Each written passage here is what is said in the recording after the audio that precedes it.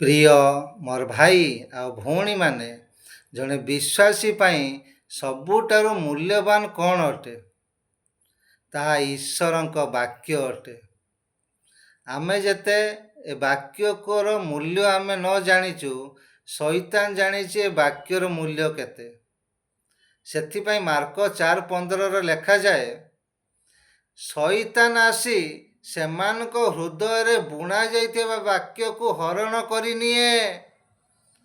କାରଣ ଶୈତାନ ଜାଣିଛି ଏ ବାକ୍ୟର ମୂଲ୍ୟ କେତେ, ଆଉ ସେ ଏହି ବାକ୍ୟକୁ ହିଁ ସେ ଭୟ କରେ। ଏଫେସୀୟ 6:17 ଲେଖାଯାଇଛି, ଆତ୍ମାଙ୍କ ଖଡ଼୍ଗ ଈଶ୍ୱରଙ୍କ ବାକ୍ୟକୁ ତୁମେ ଧାରଣ କର। ତାହା ଆତ୍ମାଙ୍କ ଖଡ଼୍ଗ ଅଟେ। ତାକୁ ଆମକୁ ଚଲେଇବାର ଅଛି ଶୈତାନ ଉପରେ। ସେଦିନ ପ୍ରଭୁ ଯୀଶୁ ଯେପରି ଶୈତାନ ଉପରେ ବାକ୍ୟକୁ ଚଲେଇଲେ। ଯଦି ବାକ୍ୟ ଆମ ଭିତରେ ନାହିଁ, ତାହେଲେ ଶୈତାନ ଆମକୁ ଭୟ କରିବ ନାହିଁ। ସେଥିପାଇଁ ଦାଉଦ କୁହନ୍ତି, ମୁଁ ଯେପରି ତୁମ ବିରୁଦ୍ଧରେ ପାପ ନ କରେ, ଏଥିପାଇଁ ମୋ ହୃଦୟରେ ତୁମ ବାକ୍ୟକୁ ସଞ୍ଚୟ କରି ରଖିଅଛି। ଆମେ ଯେତେ ପାରିବା ଈଶ୍ୱରଙ୍କ ବାକ୍ୟକୁ ଆମ ହୃଦୟରେ ଆମେ ସଞ୍ଚୟ କରି ରଖିବା ଆଉ ଶୈତାନକୁ ଭଗେଇବା।